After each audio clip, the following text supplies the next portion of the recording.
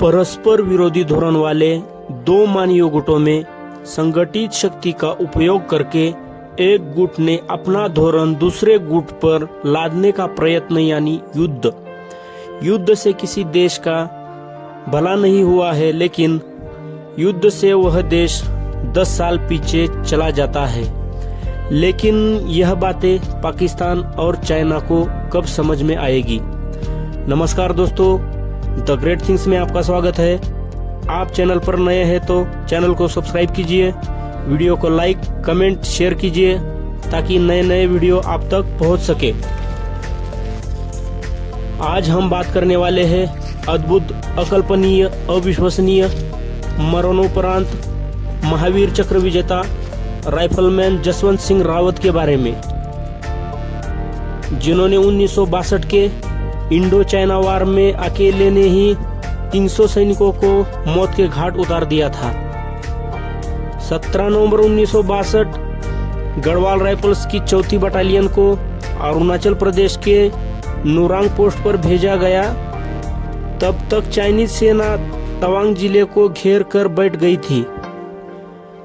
भारत उसी समय पाकिस्तान युद्ध से उबर ही रहा था कि चाइना ने अरुणाचल पर कब्जा करने के इरादे से हमला कर दिया, लेकिन चीन के मंसूबे धरे के धरे रह गए।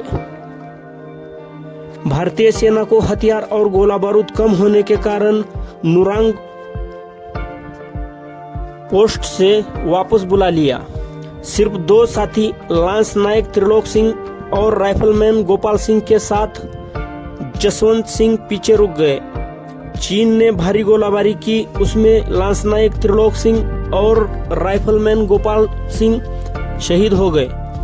अकेले ही राइफलमैन जसवंत सिंह रावत ने 5 लाइट गन मशीनों से 5 अलग अलग मोर्चों से 72 घंटे तक लगातार गोलीबारी की और चीनी सेना को महसूस कराया कि नुरांग पोस्ट पर अभी भी कंपनी तैनात है, और 3 दिन तक चीनी सेना को रोक रखा, उनको साथ दिया। वहां की 2 जनजातीय लड़कियों ने, जिनका नाम शैला और नूरा था। शैला और नूरा ने राइफलमैन जसवंत सिंह को राशन और रसद की सप्लाई की।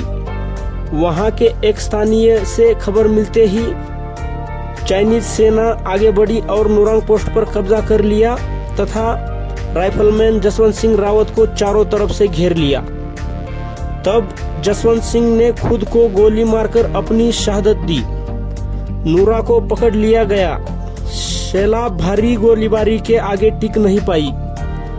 चीनी सेना जसवंत सिंह की चालाकी समझ पाती तब तक बहुत देर हो चुकी थी।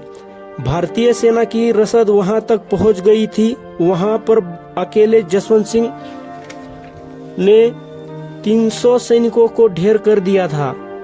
जब चीनी सेना लौटी तो जसवंत सिंह रावत का सिर काट कर ले गई।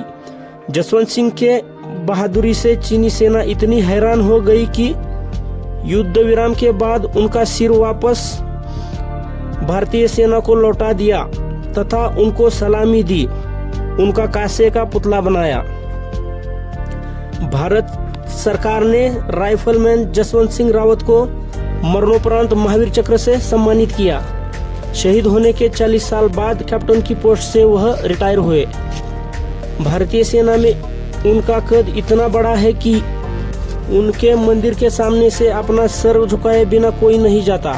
नुरांग की पोस्ट को जसवंतगढ़ का नाम दे दिया गया। सेना में लोग कहते हैं कि उनका बिस्तर कई बार बिखरा हुआ मिला एवं जूते गंदे मिले। कहते हैं कि वह अभी भी जिंदा है।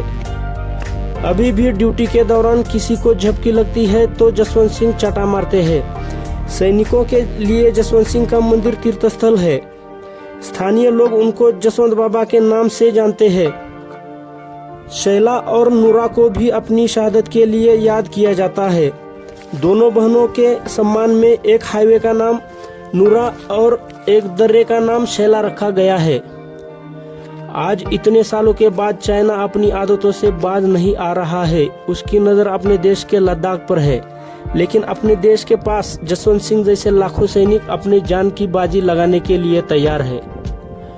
तो चलिए दोस्तों, यही समाप्त करते हैं। जय हिंद।